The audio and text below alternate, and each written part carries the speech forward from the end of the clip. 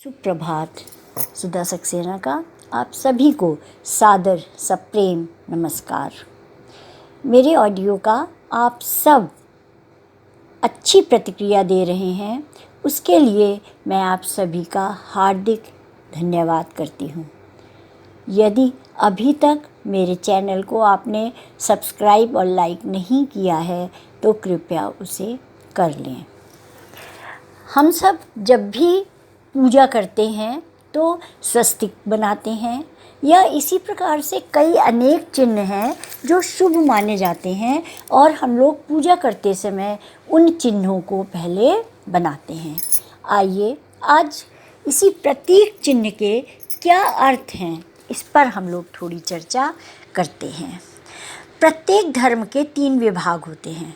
प्रथम दार्शनिक, दूसरा पौराणिक और तीसरा कर्मकांड। दार्शनिक भाग तो असल में प्रत्येक धर्म का सार है। पौराणिक भाग इस दार्शनिक भाग का व्याख्या स्वरूप है और उसमें महापुरुषों की कम या अधिक काल्पनिक जीवनी तथा अलौकिक विषय संबंधी कथाओं और आख्यायिकाओं द्वारा इसी दर्शन को उत्तम रूप से समझने की कोशिश की जाती है। कर्मकांड इस दर्शन का ही और भी स्थूल रूप है जिससे वह सर्वसाधारण की समझ में आ सके। वास्तव में अनुष्ठान दर्शन का ही एक स्थूलतर रूप है। यह अनुष्ठान ही कर्म है।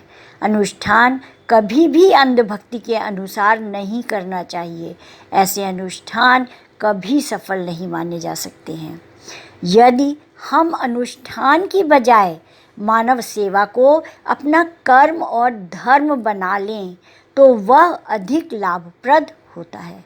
प्रत्येक धर्म में अनुष्ठान की आवश्यकता पड़ती है, क्योंकि जब तक हम आध्यात्मिक जीवन में बहुत उन्नत ना हो जाएं, तब तक सूक्ष्म आध्यात्मिक तत्व की समझ विकसित नहीं हो सकती है।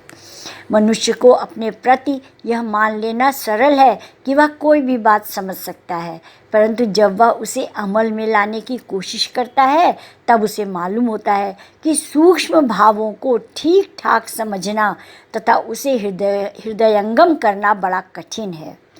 कठिन या असंभव देखिए कुछ भी नहीं होता है, बस हमारी समझ का फेर होता है। हमारी समझ और बुद्धि को विकसित करने के लिए ही प्रतीक विशेष रूप से सहायक होते हैं।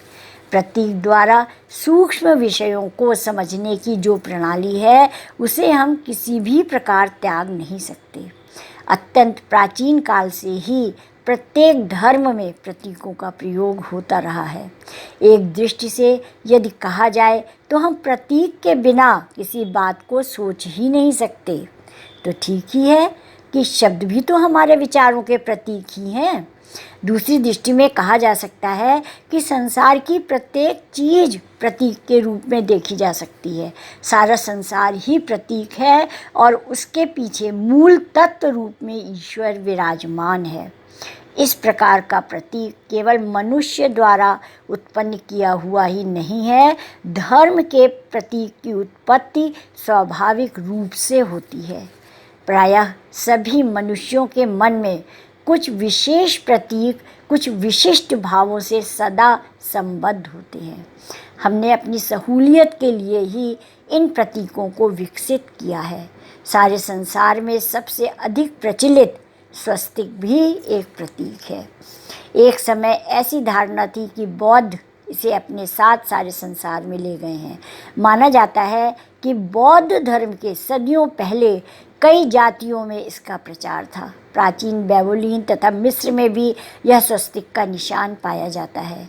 ये प्रतीक केवल काल्पनिक या स्वेच्छाकृत नहीं थे। इनका कोई न कोई विशेष कारण अवश्य रहा होगा। उनमें तथा मानवीय मन में कोई संबंध रहा होगा।